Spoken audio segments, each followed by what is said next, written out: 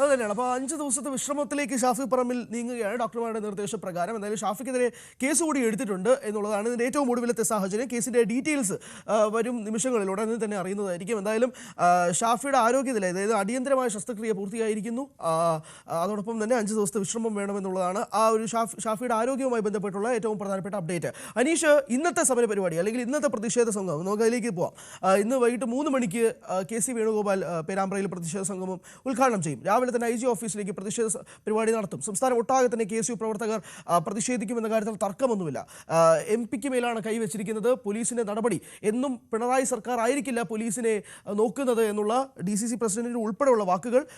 കോൺഗ്രസ് പ്രവർത്തകരുടെ ഇന്നലെ തൊട്ടുള്ള രോഷം നമ്മൾ ഇന്നലെ രാത്രി അർദ്ധരാത്രി തൊട്ട് കാണുന്നതാണ്. തിരുവനന്തപുരം, കൊല്ലം, അല്ലെങ്കിൽ എറണാകുളം തുടങ്ങിയ ജില്ലകളിലൊക്കെ തന്നെ ഈ കോൺഗ്രസ് പ്രവർത്തകരുടെ KSU കോൺഗ്രസ് പ്രവർത്തകരുടെ പ്രതിഷേധം വളരെ ശക്തമായ രീതിയിൽ തന്നെ മുന്നോട്ട് പോകുന്നൊരു സാഹചര്യം കൂടി ഉണ്ടാകുന്നുണ്ട്. അപ്പോൾ ആ ഒരു സാഹചര്യത്തിൽ ഇന്നത്തെ പ്രതിഷേധ പരിപാടി എങ്ങനെയാണ് കോൺഗ്രസ് കൃത്യമായ രീതിയിൽ പ്ലാൻ ചെയ്യുന്നത് അല്ലെങ്കിൽ ആസൂത്രണം ചെയ്യുന്നത്, സംസ്ഥാനം ഒട്ടാകെ തന്നെ എങ്ങനെയായിരിക്കാം കോൺഗ്രസിൻ്റെ നടപടികൾ മുന്നോട്ട് പോവുക എന്നുള്ളത് സംബന്ധിച്ചും വിശദാംശങ്ങൾ ഉണ്ടാകും. രാവിലെ തന്നെ IG ഓഫീസിലേക്ക് തന്നെ മാർച്ച് നടത്തുമെന്നുള്ളതാണ് മനസ്സിലാക്കാനും സാധിക്കുന്നത്.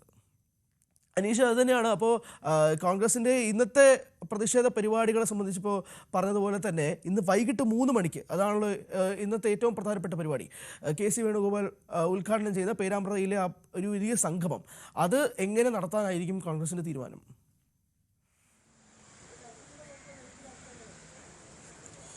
ഹരി, നമുക്കറിയാം സമീപകാലത്ത് കോൺഗ്രസിലെ ക്രൗഡ് പുള്ളറായ ഒരു നേതാവ് ആരെന്ന് ചോദിച്ചാൽ അതിനൊറ്റ ഉത്തരം മാത്രമേ ഉള്ളൂ, ഷാഫി പറമ്പിൽ.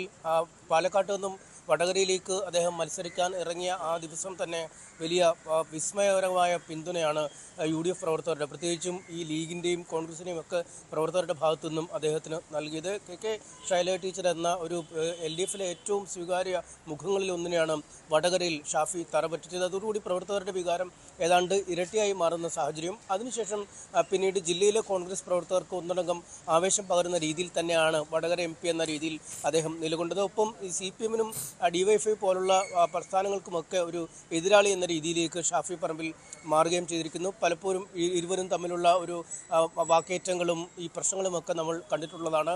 നേരത്തെ ഈ പേരാമ്പ്രയിലും ഏതാനും ആഴ്ചകൾക്ക് മുമ്പും ഈ നൈറ്റ് മാർച്ചിനിടെ ചില സംഘർഷങ്ങൾ ഉണ്ടാവുകയും ചെയ്തു. അങ്ങനെ ഈ CPM-ഉം ഷാഫിയുമായി വലിയൊരു ഭിന്നത നിലനിൽക്കുന്ന ഒരു സാഹചര്യമുണ്ട്. CPM-ൻ്റെ സ്വാധീന മേഖലകളാണ് ഈ സ്ഥലങ്ങളൊക്കെ. പേരാമ്പ്ര അടക്കമുള്ള ഇടങ്ങളിൽ വലിയ സ്വാധീനമുള്ള ഇടങ്ങളൊക്കെ തന്നെയാണ്. അതുകൊണ്ട് അത്തരം മേഖലകളിൽ ഷാഫി വരുമ്പോൾ പലപ്പോഴും അതൊരു ഉരസലിലേക്ക് പരസ്പരം മാറുന്ന സാഹചര്യമാണുള്ളത്.